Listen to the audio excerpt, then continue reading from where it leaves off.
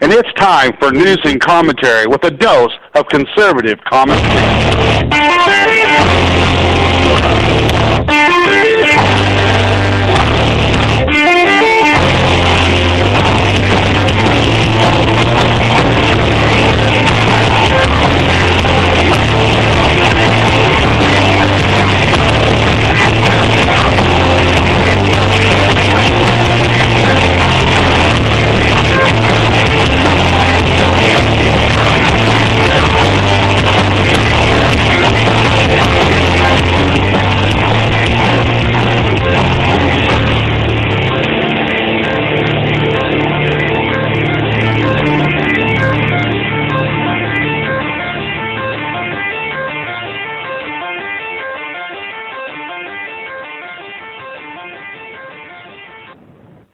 On the eve of our struggle for independence, a man who might have been one of the greatest among the founding fathers, Dr. Joseph Warren, president of the Massachusetts Congress, said to his fellow Americans, "Our country is in danger, but not to be despaired of.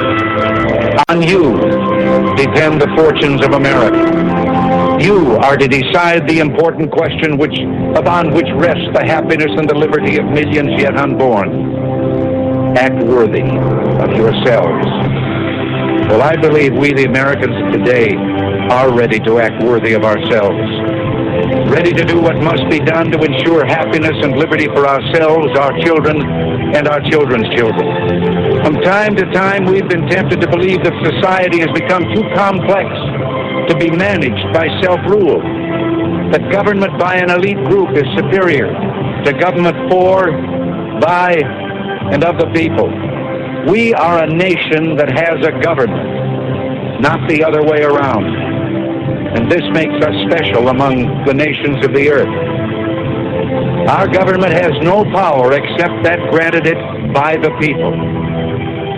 It is made up of men and women who raise our food, patrol our streets, man our mines and factories, teach our children, keep our homes, and heal us when we're sick.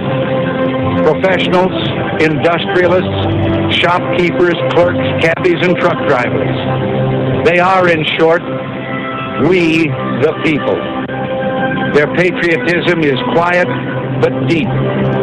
Their values sustain our national life.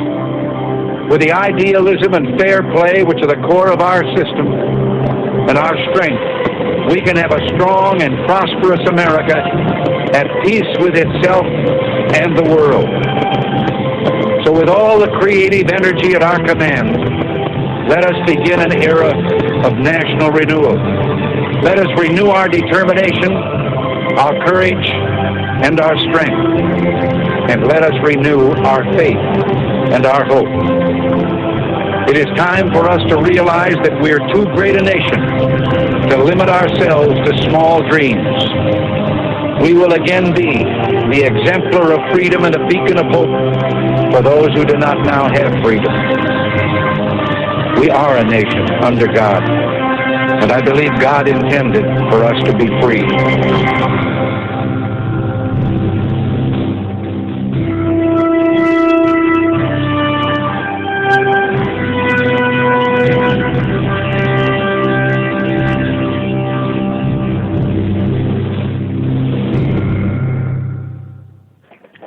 Well, good evening, everyone.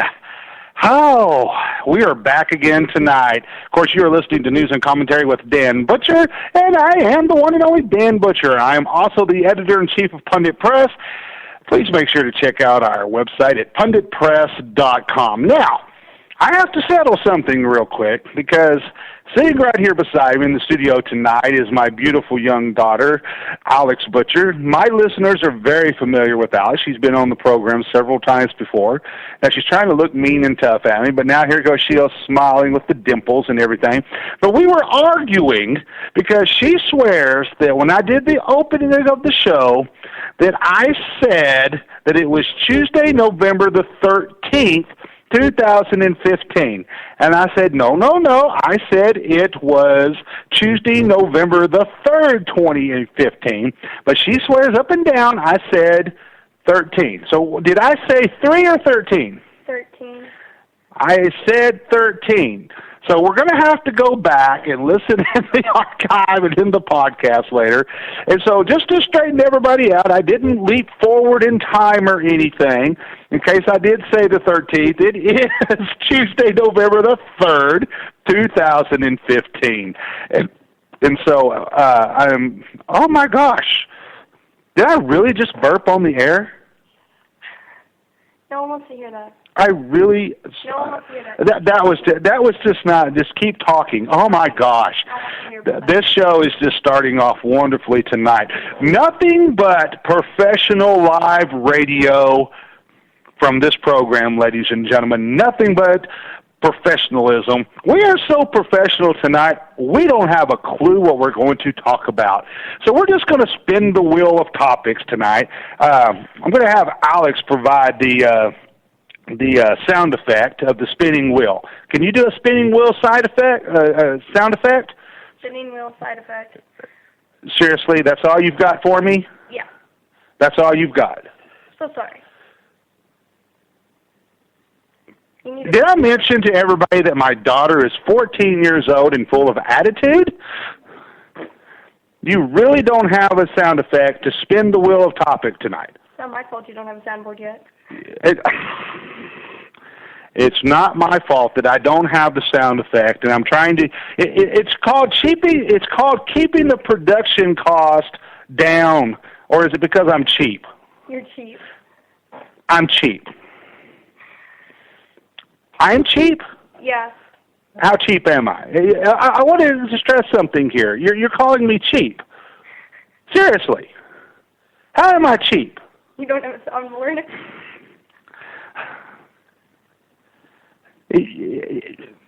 I am insulted. My feelings are hurt. A single tear fall. Seriously. We're going there. Move on. That's what we're doing tonight. That is what we're doing, really. Okay, great.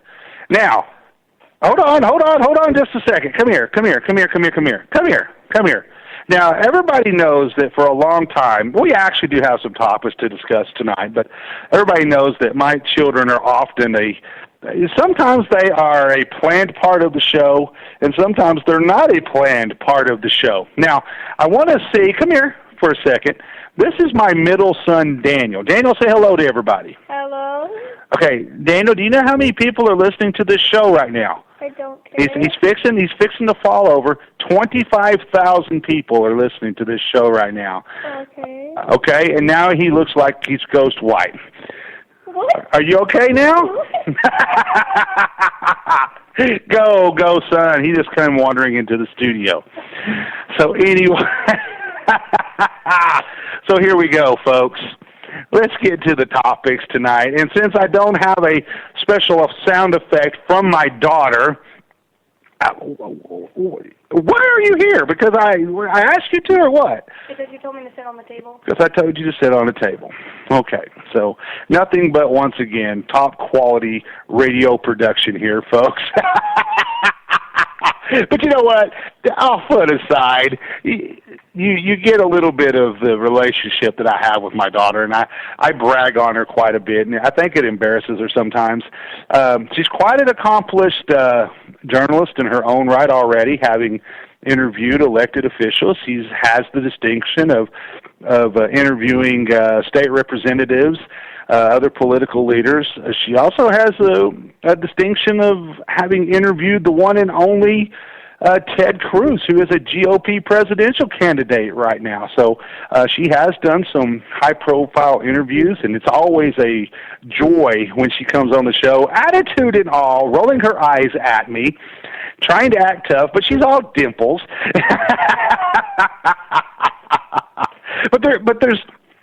But there's a specific reason that I brought Alex onto the show tonight, and that has to be this absolutely ludicrous story that came out today, and that is the fact that the Department of Education has told a high school in Palatine, Illinois, that boys and girls must use the same showers. Now, Let me give you the background on this story. An Illinois high school has been ordered by the Department of Education to allow a male transgender student to use the girls' locker room and showers. If the Township High School District 211 in Palatine, Illinois refuses to accommodate the male transgender student, the Department of Education has threatened to cut off federal funding to the district. The Department of Education's Civil Rights Division is claiming that the district violated Title 11 ruling Title 9 ruling with a ponderance of evidence by not allowing the male transgender student to use showers in the female locker. Quote, unfortunately, Township High School District 211 is not following the law because the district continues to deny, quote-unquote, a female student who's actually a male transgender student the right to use the girls' locker room. Catherine Lamon, the Assistant Secretary for Civil Rights in the Department of Education, said, and by the way, this particular lady was appointed by one President Barack Obama. So now we have President Obama's Department of Education applying a 1972 federal law, which is Title IX, that in this particular law prohibits discrimination on the basis of sex. Now the Obama administration is trying to apply Title IX to transgender cases. Now, the Civil Rights Division of the Department of Education said that Student A has not only received an unequal opportunity to benefit from the district's educational program, but has also experienced an ongoing sense of isolation throughout, quote-unquote, her, we'll call it /his, high school enrollment at the school. The male transgender student is being represented, of course, by the ACLU of Illinois. Quote, it's one thing to say that all girls, you can choose if you want some extra privacy, but it's another thing to say you and you alone must use them. That sends a pretty strong signal to her/him that she/he is not accepted, and the district does not see her/him as a girl. Well, of course they don't. And this was John Knight, director of the LGBT and AIDS Project of the ACLU of Illinois, who said that. Now, the school district had been allowing the male transgender student to use a separate locker room and shower facility. This was so that girls using the primary girls' locker room and showers would not feel uncomfortable or unsafe with a male student in their presence. Township District Superintendent Daniel Cates said the goal was to balance rights, accommodate the male transgender student, and, quote, protect the privacy rights of all students. That's a key phrase here because the superintendent, when I finish the rest of this quote, is right on in this case. So Cates said, once again, that the goal was to balance rights, accommodate the male transgender student, and, quote, protect the privacy rights of all students when changing clothes or showering before or after physical education and after-school activities. Cates went on to say, we are very hopeful that we're going to be able to work to find a solution before this gets to a matter of funding. If we were to implement OCR's unilateral mandate of unconditional access, we believe it sacrifices both student privacy and overrides the will of our local school board of education. The students in our schools are teenagers. This is a very important quote from Superintendent Cates. He says, the students in our schools are teenagers, not adults. One's gender is not the same as one's anatomy. Boys and girls are in separate locker rooms where they are open changing areas and open shower facilities for a reason. Now, I have a 14-year-old daughter. I also have a 13-year-old son. I'm going to bring Alex into this conversation. Now, my own children are homeschooled, so they're not exposed to a lot of this nonsense and crap that we were just that I was just telling you about here. But my daughter did spend the first 5 years of, the first 5 grades of her education, 6 grades of her education in public schools. So she did get up to the intermediate school, junior high type level in public school system. So she was exposed to a lot of this type of stuff. And my daughter is very opinionated when it comes to this type of stuff. And so I thought it would be a very good idea and she had briefly read this story today, but I think this was the first time that she's really gotten you did read the story earlier today? Okay, so I don't want to lie. We want to be fully transparent here, unlike the Obama administration or Hillary Clinton. So she has read this. She is familiar with it. And so, Alex, what are your thoughts? Do you want boys, if you were in public school, would you want a boy taking a shower in the same shower area as you? No. What are your thoughts? How does this make you feel? If I were in public school, I would not like that. I would feel very uncomfortable and violated.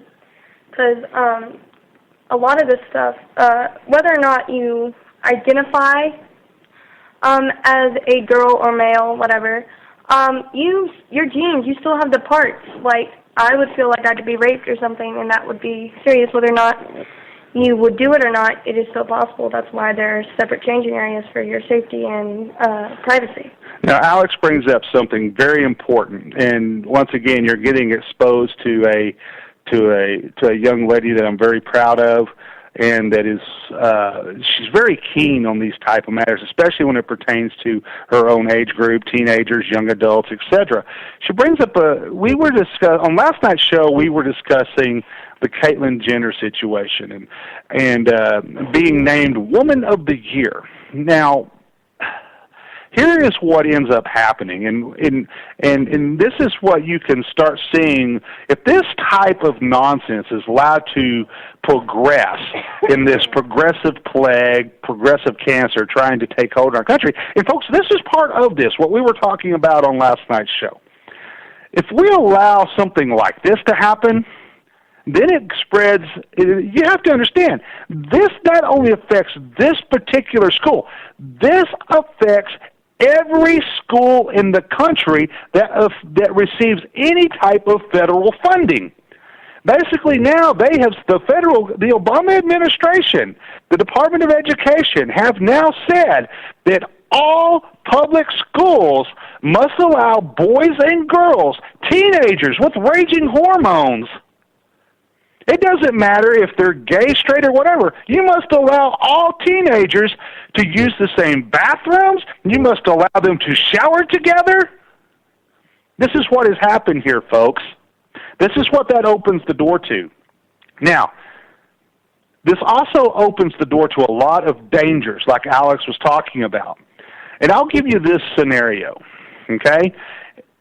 As this progresses out of the schools and into the public domain, what is to stop a pedophile from being out there with coming up with a new MO, saying, hey, you know what?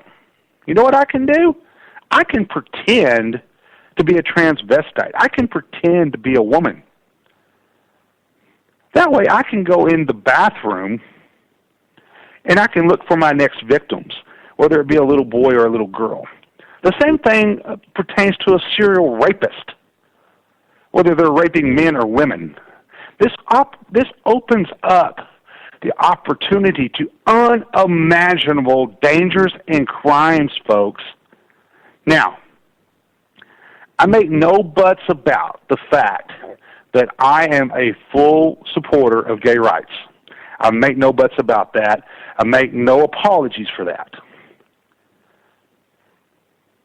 I don't believe in gay marriage. I support civil unions. But there's a difference between a man or a woman saying, I prefer women, or a man saying, I prefer men. There's a big difference, and I draw the line when somebody wants to start dressing up as a woman, or if a woman wants to start dressing up as a man, or if a woman wants to become a man, or a man wants to become a woman physically. Going against the very way that God created you. I draw the line there, folks. I draw the line at parents who, because little Johnny all of a sudden picked up a Barbie doll one day, oh, guess what? Little Johnny should have been born a girl. So now they start giving little Johnny hormone shots, start dressing little Johnny up as a girl, because now they've got it set in their minds that little Johnny needs to become a girl. So they start giving them hormone shots to suppress the normal male growth, male development, to turn little Johnny into little Joan. Folks, that is criminal child abuse. It's one thing if you are of age to be 18 years old and you decide, and personally I think, there's something a little wrong with you. If you're a man and you decide that you want to cut your stuff off and become a woman, I think you're mutilating yourself. But you know what? That's your business. It's a whole nother discussion when it involves minor children that have no say in the discussion. A 4 or 5-year-old child has no idea who they are at that age. My own daughter is 14 years old. She's very level-headed, very accomplished, a very smart student. And I listed some of her accomplishments to start the show. But I'll be damned. You don't have any idea who you are at this point, other than your name is Alexandria. Because you're still growing. You're still developing. You're still a young person. And so now, with this type of nonsense, ladies and gentlemen, we're opening the doors to unimaginable consequences. Whether it be pedophilia, increased pregnancy among teen girls, rapes. Can you imagine, rape in a public school? We already have that happening today, let alone to be encouraging it, ladies and gentlemen. This is why last night I started my show the way I did. And I got a lot of great feedback from that. A lot of positive feedback from my listeners and from my readers saying, yeah, Dan, that's what it is. But did I remind you that you got to get up and be part of the solution, not the problem? I'll be honest with you, too. I got some emails today from some fellow show hosts that felt that I was calling them out. Well, you know what? If you felt that I was calling you out, so be it. You must feel guilty about something that you're not doing right. Excuse me. So, folks, this is what we're talking about the progressive nonsense that's trying to take hold in our country today, and we're seeing it firsthand in our public school system. Now, Alex, you've been sitting here listening to me rant for for about 10 minutes that you last spoke. What are some more of your thoughts on this? You don't know. I don't know how to phrase it. Well, let me ask you this. And you've already said that you personally would not feel comfortable in this situation. Okay? You have friends in the public school system that you know very well. Would they feel comfortable in these circumstances? No. One of my friends recently had one of her other close friends who was raped right behind the school in another, I can't remember where it was, but she was raped, and she did not feel comfortable about it. So I think, yeah, you're right. They're encouraging this, even if not directly. By opening up to this, it'll be spread even to small towns like Canyon. But I mean, it would be crazy. The crime rate would go up because you can just walk in and say, I'm transgender, and get away with so much because of what you identify as. But you can identify as whatever the heck you want. You can identify as a cow, but that doesn't make you a cow.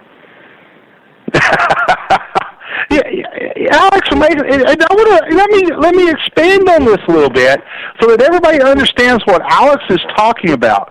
Rachel Dolezal was in the news again today, and she appeared on a TV program this morning, and she actually finally came out, admitted, and said, "Hey, guess what? I was lying. I was actually born to two white parents. I was just pretending to be African American." But you know what? That's not the real issue here.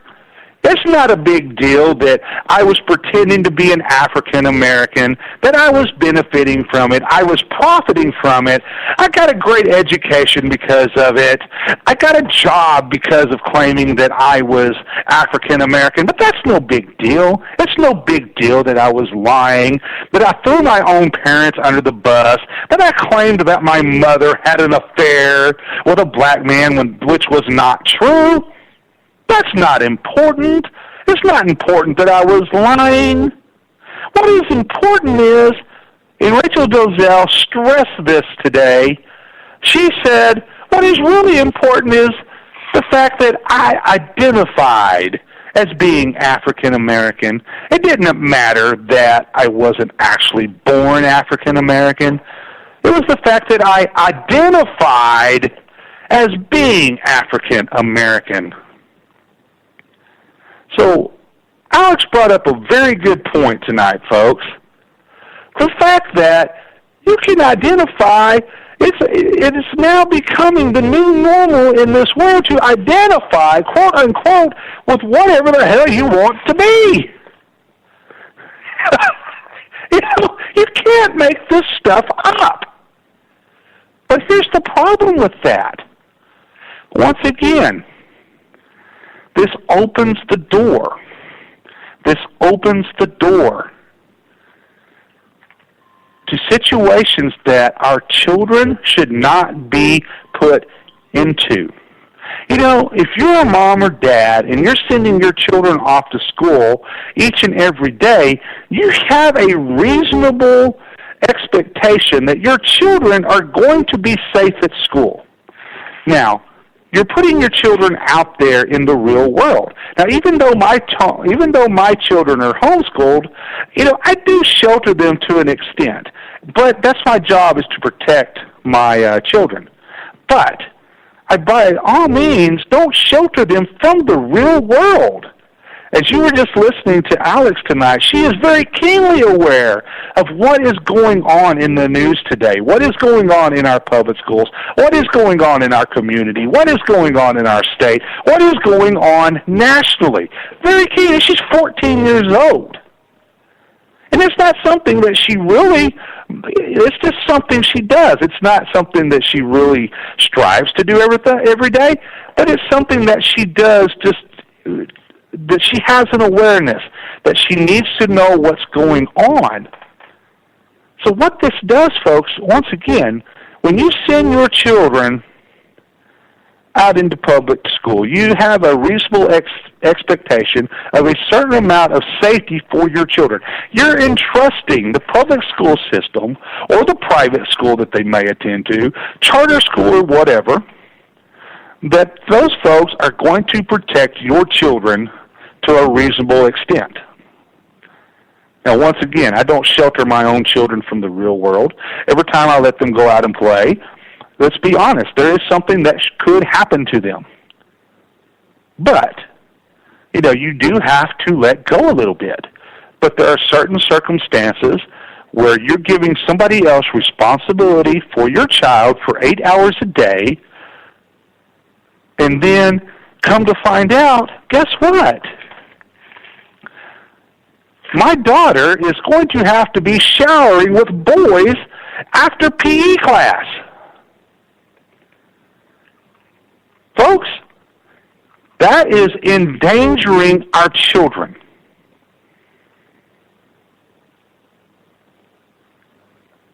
I'll flat out say it again. It is irresponsible, and it is endangering our children. That reasonable amount of expectation that you had when you were sending your children to public school, to a charter school, to any school that receives federal funding, that reasonable expectation that your child is to be protected and be under the watchful eye of school officials has just been thrown out the door, folks. It's not the school district's fault. It's not the teacher's fault.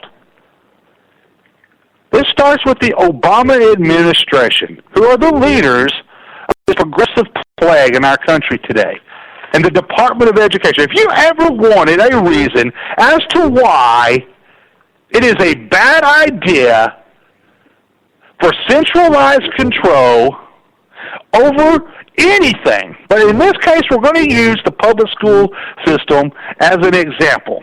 If you ever wanted a reason as to why centralized control over the public school system in our country, centralized control being out of Washington, D.C., here it is, ladies and gentlemen. If you ever wanted a reason as to why the Department of Education needs to be abolished, here it is, ladies and gentlemen. If you ever wanted a reason as to why school districts should maintain 100% local control over their schools, here it is, ladies and gentlemen.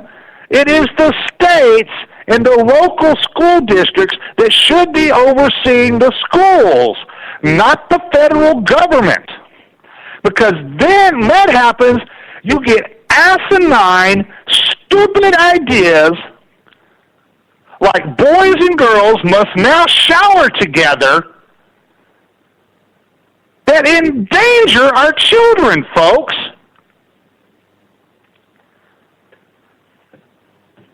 There's no other way to put it.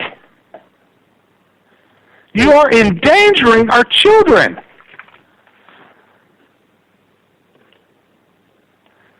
President Obama and the Obama administration are now endangering the lives of your children with some of the things that they are trying to force upon the public schools all across this great land of ours.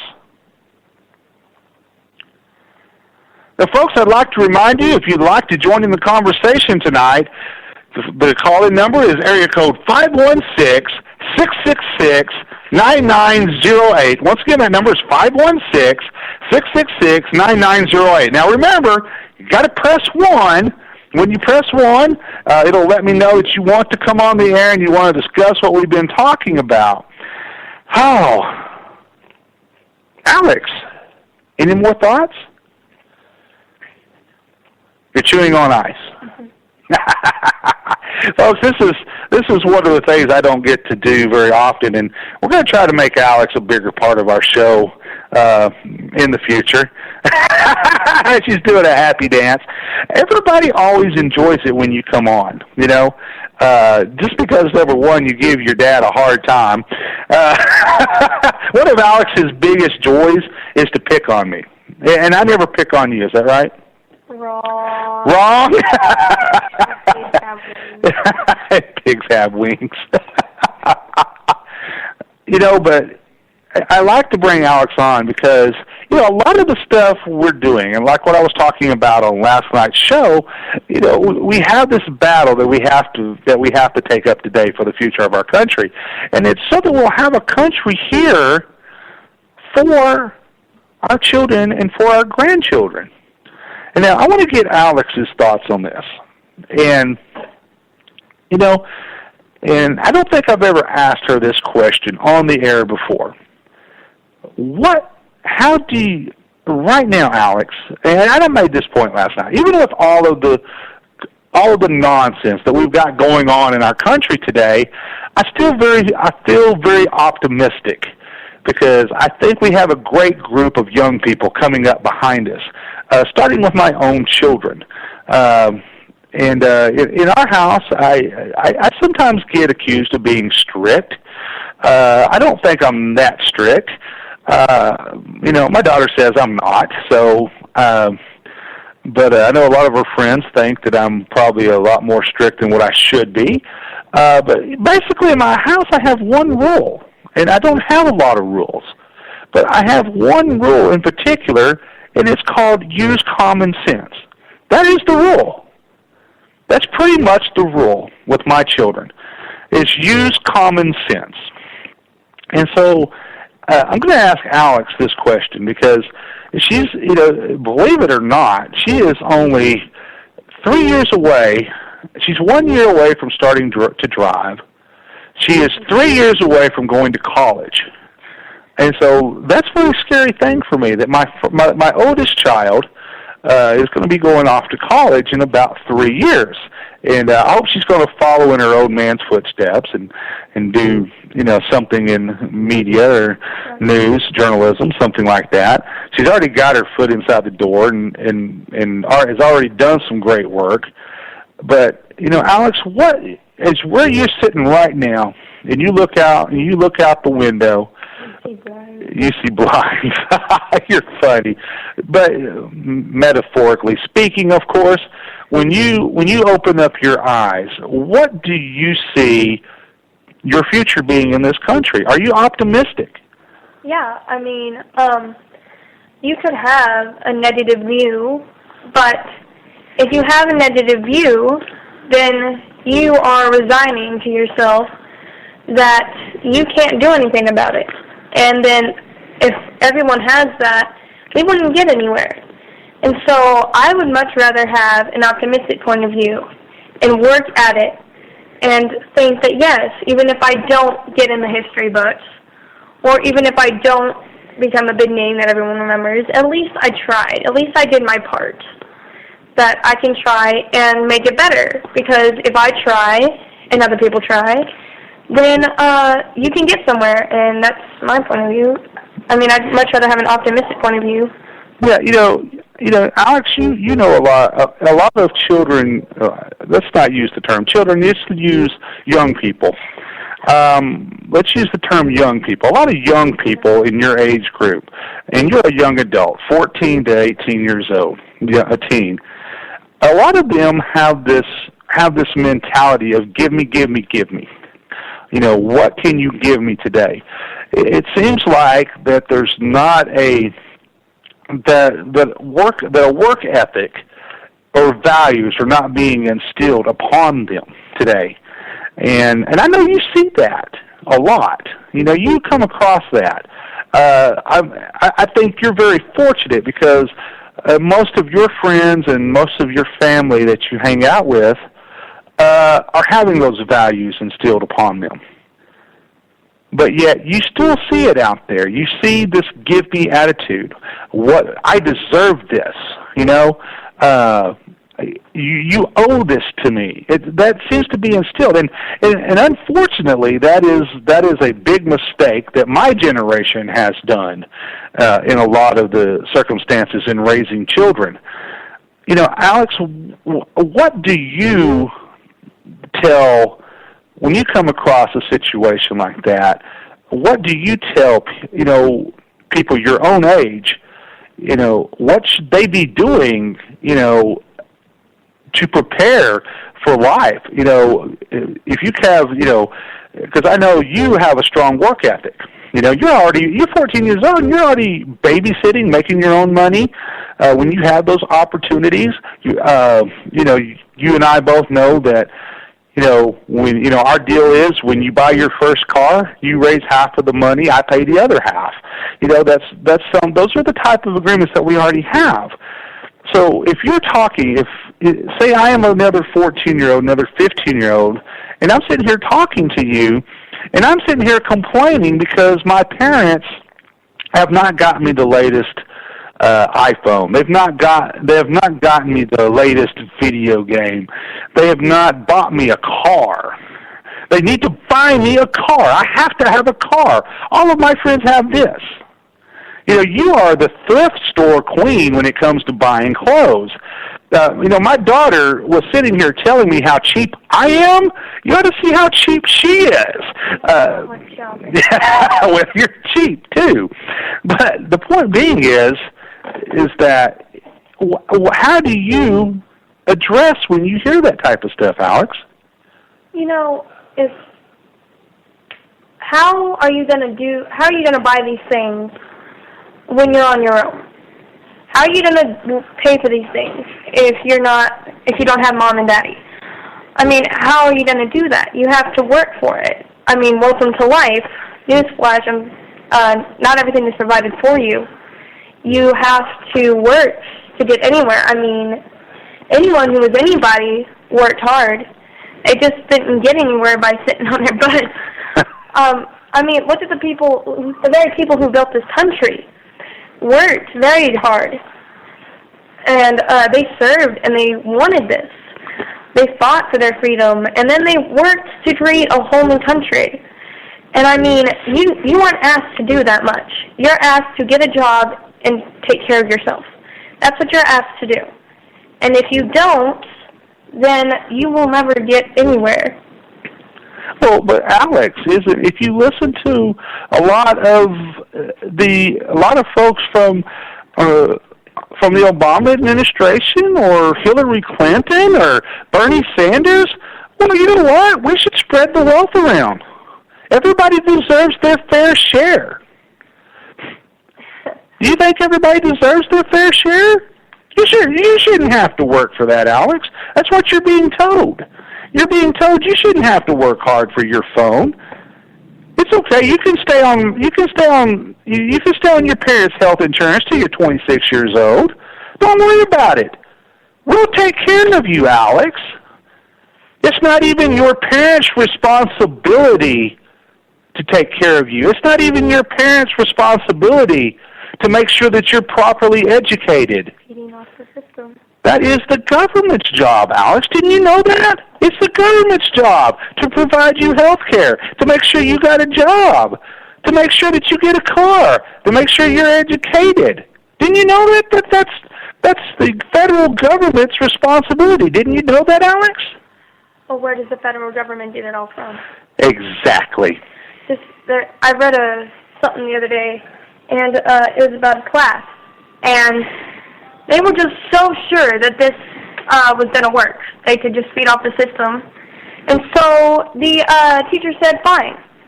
The whole year, I will average everyone's grades, and everyone will get that same grade. So everyone studies, blah, blah, blah, blah, blah. First test rolls around. And some kids, being so sure that they didn't have to work because it was all going to average out anyway, right? Sat back and did nothing. And there were kids that worked very hard and got a good grade. He averaged it all out. They got about a B. So still passing, right? Blah, blah, blah, blah, blah. About halfway through year, midterm somewhere else. And so by this time, more kids have laid back and decided they want a free ride. And there are still a few that are still working. So he averages all the tests out, and they have a D. They don't understand. Finally, finals come around. The smart kids have decided, fine, they want a free ride as well.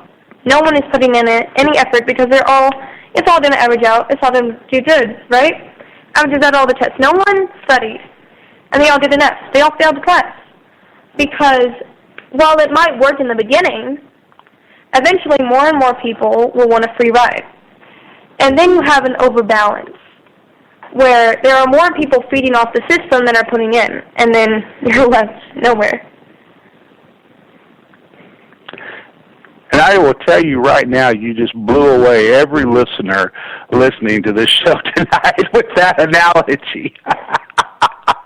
I didn't come up with it. I read it somewhere. I just thought it fit. It's a perfect analogy to what we're talking about. And that is the fact that, way too often in our country today, we've lost that entrepreneurial spirit. We've lost that work ethic.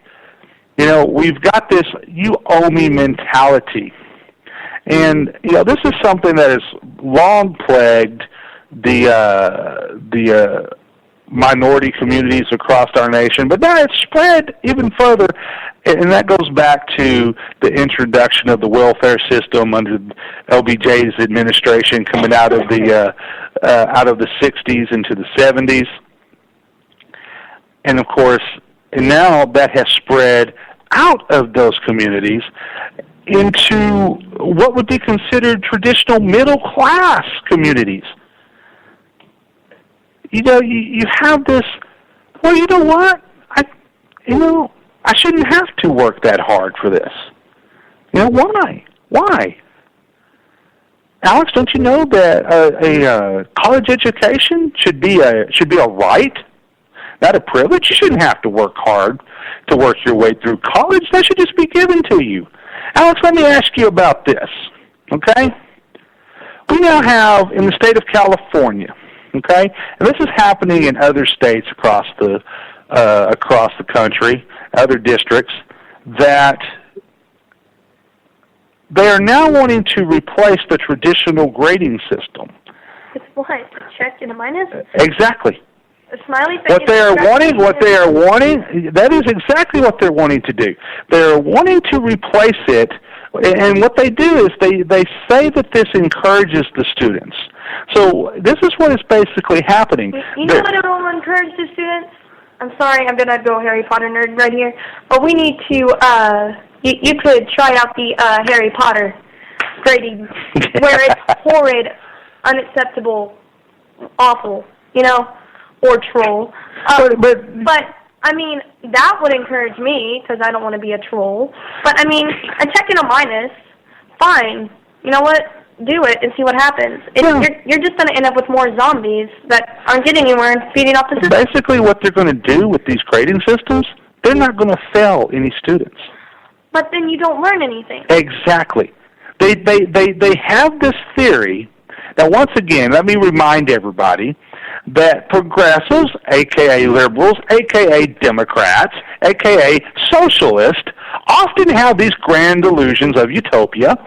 And so a lot of these vast experiments that you see, like the destruction of Detroit, Michigan, started out as an economic theory in a classroom by some brainiac progressive liberal professor somewhere, that when applied in the real world is an abject failure.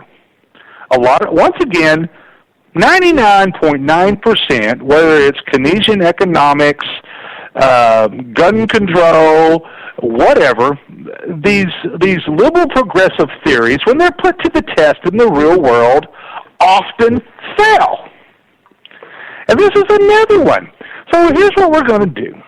We're going to, we are starting to do away with valedictorians and salutatorians. Let's not reward you for your hard work. So now what we're going to do is, on top of that, it's happening in school districts all across the country today, we're going to replace our traditional grading system so that, because you know what? It is offensive. It makes children feel infringed upon. They feel that it discourages the students. So what are we going to do? We're going to encourage these students, and we're going to make them successful by making them all fail. By passing them. There's not going to be any such thing as failure. There is always such thing as failure. Well, not according to liberal utopia theories, there's not. You can't get rid of failure. It happens. It's called humanity. There's such thing as failure. You can't not get rid of it, whether you don't give anyone a minus. Exactly. My daughter often hears me say this, and I'm going to say it for my audience tonight, that you will fail in life more often than you ever succeed.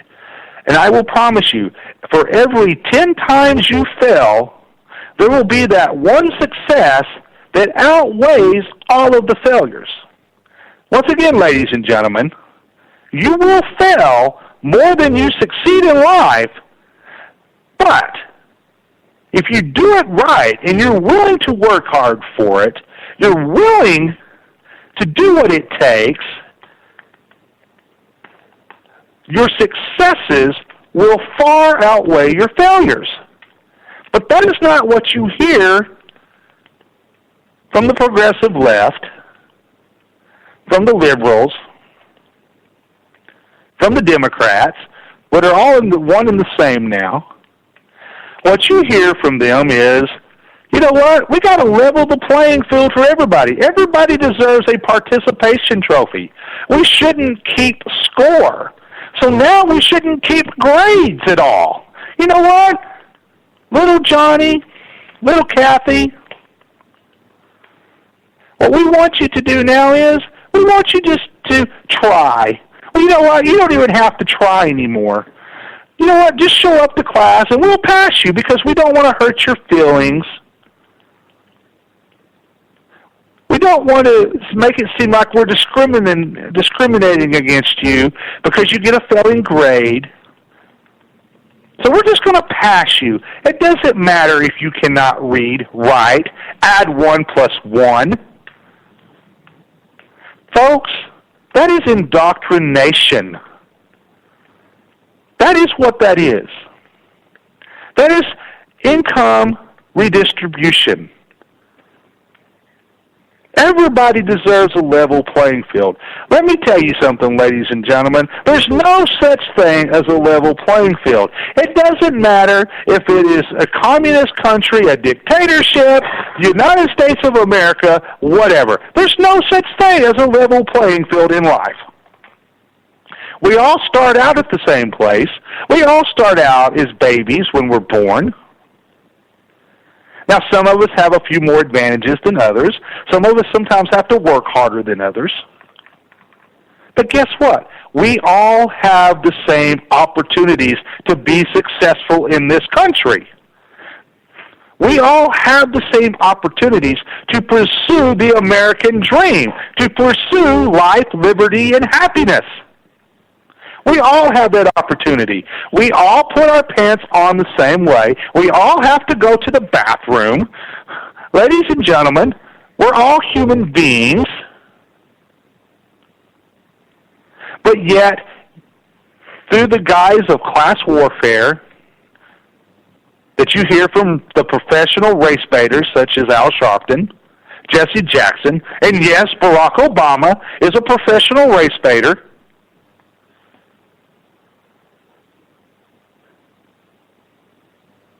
you now hear that we have to have a level playing field. We have to make it equal for everybody.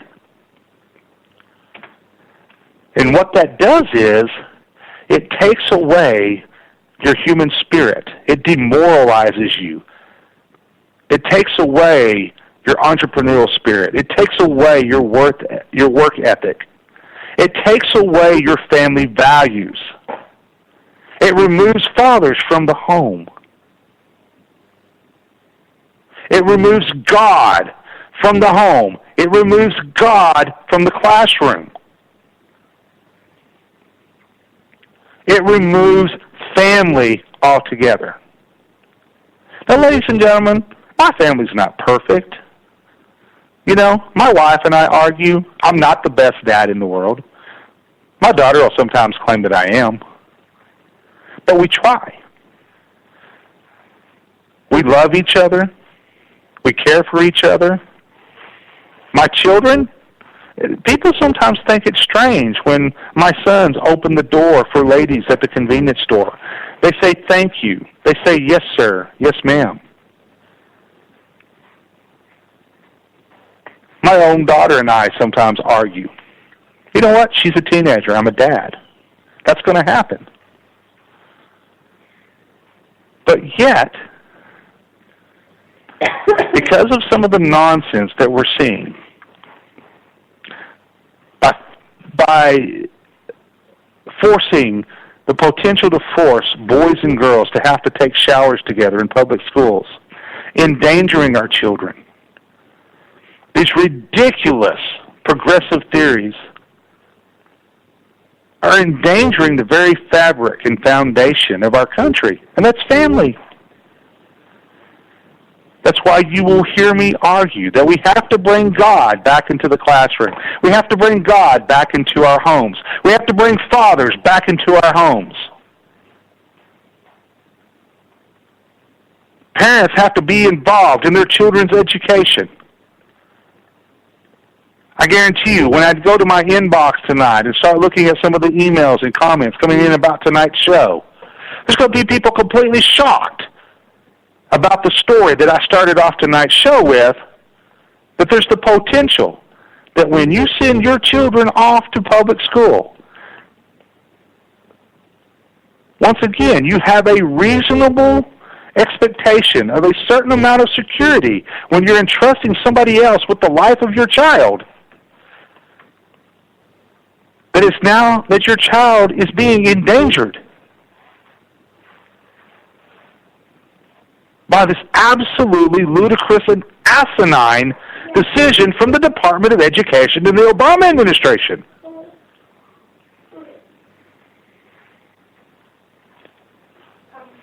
Folks, this goes back to last night.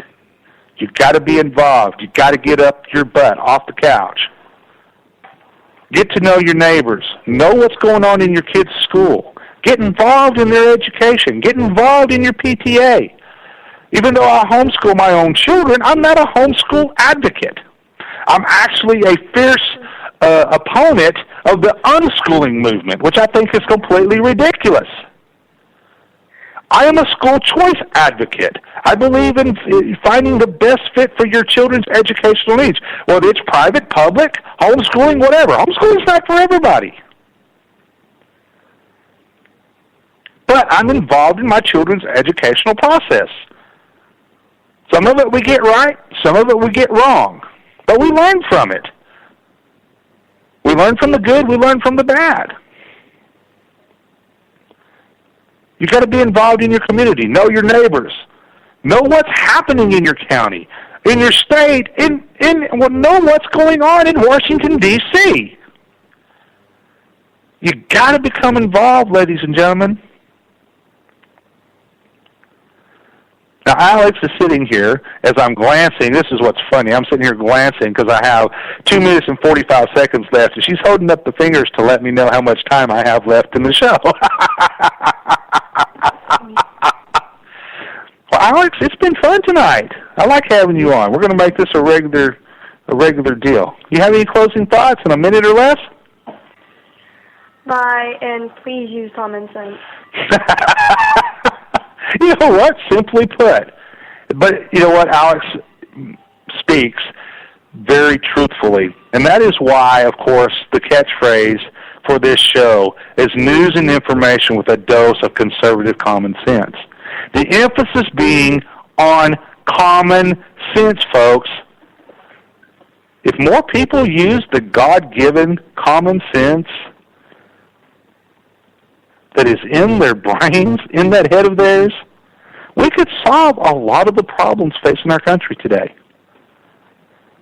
But it's the lack of common sense, the out-of-control political correctness, this progressive plague and cancer trying to take hold of our country that we've got to address.